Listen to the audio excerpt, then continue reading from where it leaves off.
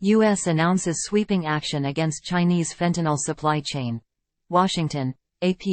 In one of the biggest actions the administration has taken against fentanyl trafficking, the U.S. on Tuesday announced a series of indictments and sanctions against 14 people and 14 firms across China and Canada, related to the import of the drug to the United States.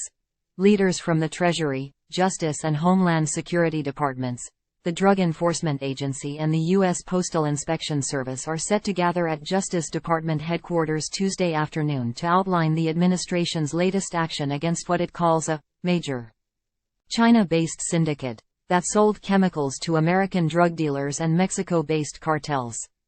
All but two of the firms and one of the people targeted are based in China. Mexico and China are the primary sources for fentanyl and fentanyl-related substances trafficked directly into the U.S., according to the Drug Enforcement Administration, which is tasked with combating illicit drug trafficking. Nearly all the precursor chemicals that are needed to make fentanyl are coming from China. It's the latest step in the rapid scaling up of our work targeting the financial flows that power the global illicit drug trade, said Treasury's Deputy Secretary Wally Adeyemo in a prepared speech. Adeyemo said Treasury is also seeking out the friends, family members, and affiliates of the people who benefit from drug sales. If you benefit from the proceeds of this illicit activity, we are going to come after your assets, he said. U.S. officials said the operation targeted networks that traffic xylazine, a powerful sedative for veterinary use that is routinely mixed with fentanyl, into the U.S. vial. A vial containing 2 milligrams of fentanyl, which will kill a human if ingested into the body, is displayed at the Drug Enforcement Administration, DEA, Special Testing and Research Laboratory in Sterling, VA, on August 9, 2016. Nearly a dozen children, including a 1-year-old, have overdosed on fentanyl since June in Portland, Oregon, its police bureau said Thursday, September 28, 2023, intensifying alarm in a city like so many others that has struggled to address its drug crisis. AP photo, Cliff Owen, file. Among the firms targeted is a pharmaceutical company that officials say advertises the sale of fentanyl precursors to Mexican customers, as well as sales representatives alleged to have done business with a Mexico-based drug trafficking organization. Other targets include a China-based company that officials say has provided pill dyes for counterfeit oxycodone M30 tablets. Time equals 400 ms. Greater than this latest action comes after a series of actions were taken this year against members of the Sinaloa cartel out of Mexico, cash couriers and cartel fraud schemes. Republicans have complained, however, that the administration isn't doing enough to stop fentanyl, and the issue is likely to figure prominently in next year's presidential campaign.